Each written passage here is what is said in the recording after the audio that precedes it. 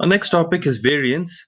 So for this, open the file purchase orders. Okay, the file purchase orders. You're going to find the tab that says data, which has the original data. You're going to right click on that, click on move or copy.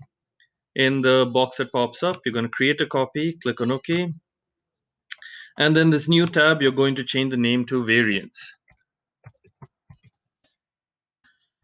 Okay, so now we're going to calculate the variance by first calculating the difference between each of the cost per orders and the mean cost per order. Okay, so first we're going to calculate the mean cost per order.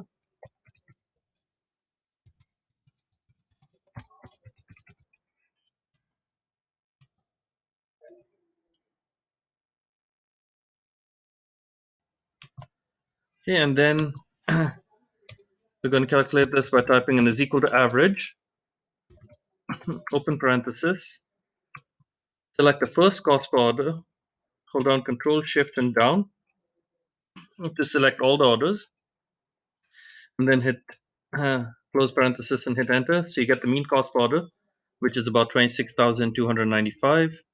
So now we're going to calculate the difference between this and the means.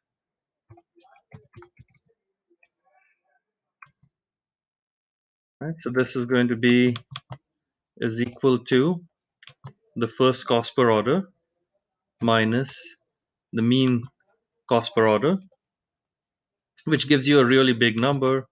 You can reduce the decimal places to 2 decimal places. Right, and now to copy this to all the other cells, if we try copying this, it's going to give us some errors because we have a relative cell reference. Okay, so we need to make this an absolute cell reference. When we are subtracting the mean, we need to make sure that it stays in row 1. When we copy it down, it'll move to row 2. So instead of that, we're going to put a dollar sign so that when we copy it down, it won't change to row 2. It's going to stay on row 1, like so. So we get the correct number. Some of them are negative. This is because these orders have a cost below the mean. So our next step, we're going to get the xi minus mean, and we're going to square this so that all the numbers become positive. So for the square, it's the arrow pointing upwards.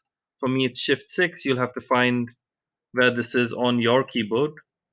Okay, so equal to the mean, the number on your left, and then we have to square it by using the up arrow.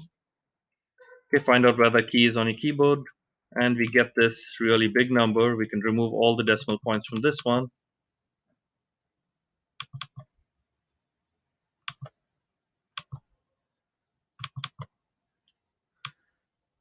All right, and then at the end, we're going to add all these. Okay, so we're going to call this the sum of square deviations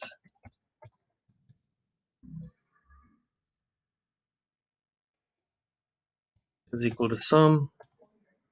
Select the last number, and then I'm going to scroll down to the top, hold down Shift, select the first number, close parenthesis, enter. So we get a pretty big number. Now we have to divide this by the number of orders minus 1. So first, let's get the count of orders. Number of orders.